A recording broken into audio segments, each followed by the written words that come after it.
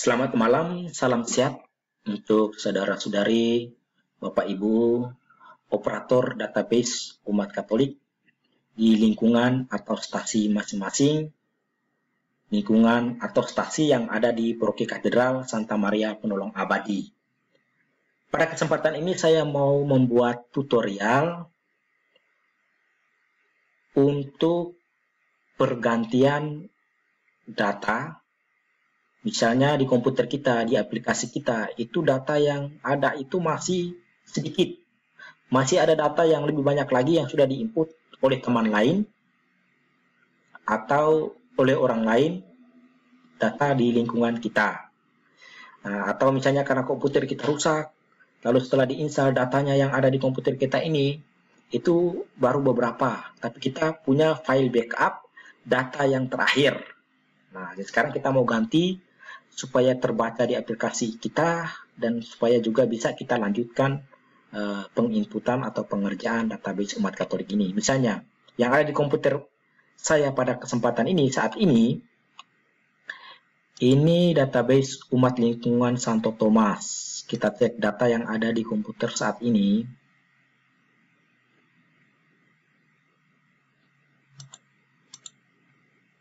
Nah, ini ada 172 KK. Kalau kita geser pun akan kelihatan yang paling terakhir 172 KK atas nama keluarga Angelina Juwani KK-nya. Nah, jadi baru 172, padahal data terakhir yang dikirim ke paroki itu sudah ada 172 KK. Data terakhir yang dikirim ke paroki itu sudah ada 207 KK.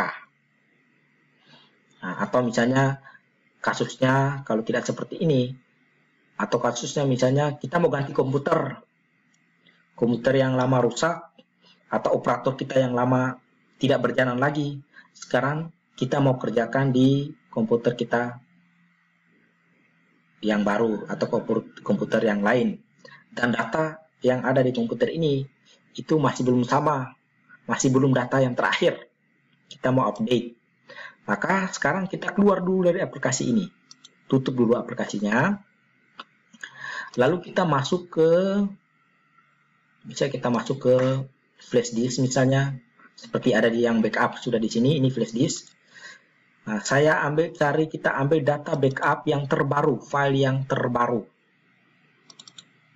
Nah, saya cari lingkungan Santo Thomas. Nah, file backup yang terbaru itu tanggal 6 Agustus 2020 yang isinya 207 KK. Nah, itu di copy, data yang terbaru di copy. Nah, setelah kita copy dari flash disk, kalau sudah ada di komputer juga bagus, tidak apa-apa. Lalu kita masuk ke local disk C. Nah, lalu kita pilih program files. Ya, kita perhatikan tidak semua komputer kita tuh sama. Ada yang kalau punya saya 64 bit ini, program file ada dua, satu program file, satunya program files, kemudian x86. Jadi itu kalau seperti saya punya, kita masuk yang program file saja, yang ini aja. Kalau Bapak Ibu punya yang 32 bit itu komputernya, dia hanya program file satu aja, jadi langsung masuk aja di situ. Jadi setelah kita masuk, ada folder namanya database umat Katolik. Kita klik aja, masuk juga di dalam. Lalu file yang kita copy tadi, kita pastekan di sini, di dalam folder ini. Paste, tadi saya sudah copy. Nah, ini file terbaru yang baru di copy. Dipastikan di sini. Nah, lebih baik saudara-saudari supaya dalam folder ini semuanya tersusun, kita grup dulu file-file yang ada di folder ini. Jadi kita klik kanan, caranya kita cari tempat kosong seperti ini, klik kanan. Lalu kita pilih group by. Nah, lalu kita geser yang tipe. Jadi kita grup file ini berdasarkan jenisnya. Seperti ini. Ini foto JPG jenisnya foto. Dia kumpul satu semua. Ya, ini akses dia kumpul satu semua. Sehingga mudah untuk kita lihat. Yang paling penting kita amati adalah Microsoft Access ini. Nah, kalau kita buka di data local disk C tadi, lalu kita perhatikan seperti ini. Filenya model seperti ini, berarti file yang nama filenya DB umat Katolik seperti ini yang terbaca di aplikasi. Jadi ini file yang isinya tadi 172 KK. Jadi nama filenya itu, kalau nama filenya itu DB Umat Katolik seperti ini, U dan K-nya besar, file itu akan terbaca di aplikasi. Kalau filenya nama ada lain, misalnya seperti 0101 atau ada CRD di belakang, itu tidak akan terbaca di aplikasi. Maka kalau kita mau aktifkan yang ini, yang baru dikopikan ini, kita mau supaya ini yang terbaca, bukan yang tadi, kita lihat ini yang kita rubah dulu yang nama yang sebelumnya. Ini ya file yang 172 tadi, kita rubah namanya dulu. Jangan namanya DB Umat Katolik. Kita rubah dulu supaya tidak terbaca di aplikasi. Jadi kita misalnya, saya rubah jadi 172 KK. Nah, klik kanan aja. Nah, lalu sekarang yang ini yang terbaru tadi juga kita rubah namanya supaya bisa terbaca. Jadi kita tinggal hapus saja yang ini. Hapus saja, lalu kemudian setelah itu kita klik di luar. Selesai itu, kita keluar. Jadi hanya paling kunci file itu harus tersimpan di sini, di local disk C, program file database ini. Itu nama filenya harus DB Umat Katolik agar bisa terbaca di aplikasi. Itu syaratnya. Sehingga setelah itu kita langsung buka aplikasi. Kalau sudah di rename, langsung aja buka aplikasi. Admin. Passwordnya juga admin seperti biasa. Nah, lalu kita ketik. Lihat di form.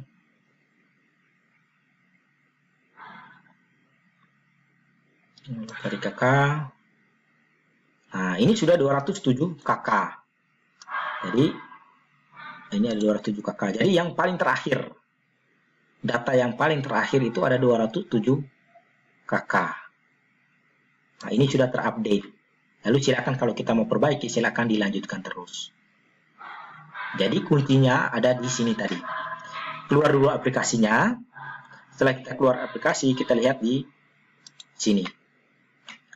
Kita masuk di local disk C. Ini local disk C. Kalau misalnya seperti bingung.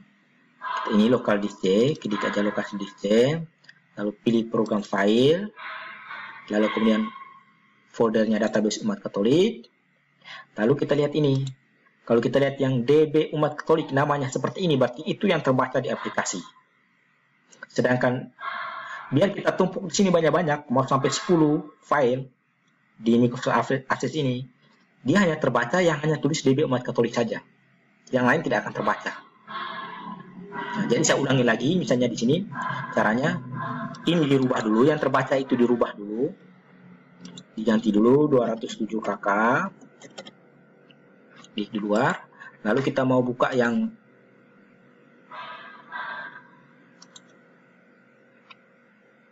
ini harus di rename ulang lagi 207 KK.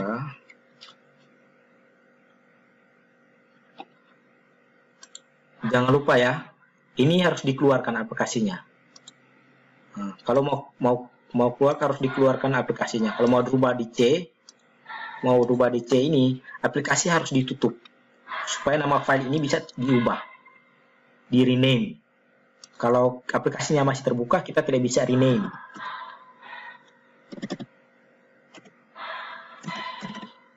Gitu. Jadi kalau kita gagal rename, mungkin aplikasinya masih terbuka. Lalu sekarang kita mau aktifkan yang 172. Di kanan rename DB Umat besar Katolik. Oke, masuk lagi aplikasi.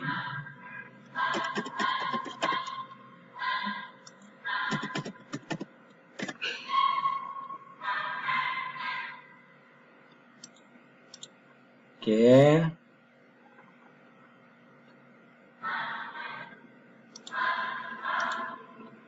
Dia sudah kembali 172 KK. Nah, nomor 172 KK. Nah, jadi kuncinya ada di sini. Kita tutup aplikasi dulu. Jadi ini sudah kembali awal. Sekarang saya mau kembali lagi ke 207 KK tadi. Jadi ini dirubah lagi karena ini DB Umat Katolik ini yang terbaca 172. Ini di rename lagi, diganti lagi jadi 172 KKK 2KK, atau juga bisa langsung dihapus. Tidak apa-apa, langsung dihapus juga boleh filenya, supaya tidak terlalu banyak menumpuk di dalam sini. DB Mat Katolik. Oke, nah sekarang kita buka aplikasi. Ketik passwordnya, username sama passwordnya, lalu masuk. Oke, kita cek.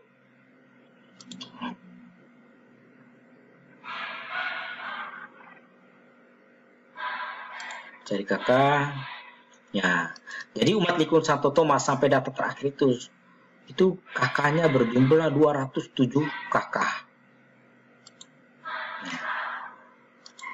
Lalu kita bisa lihat misalnya di laporan ini kita bisa cek di sini data kartu keluarga.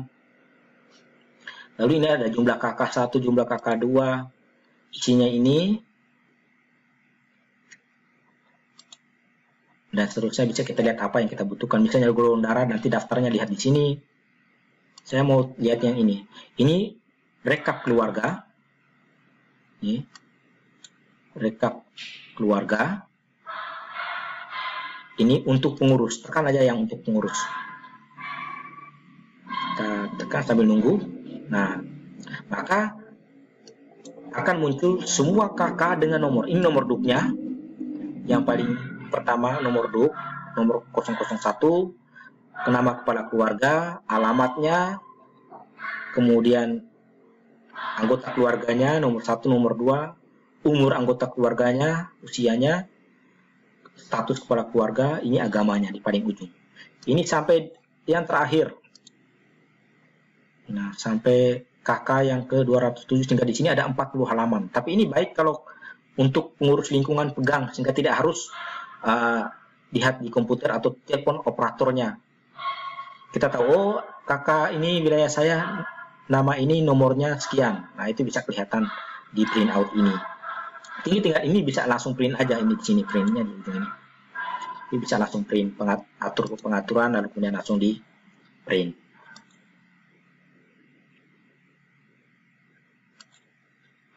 Ya, saya kira begitu dulu. Semoga ini bisa membantu.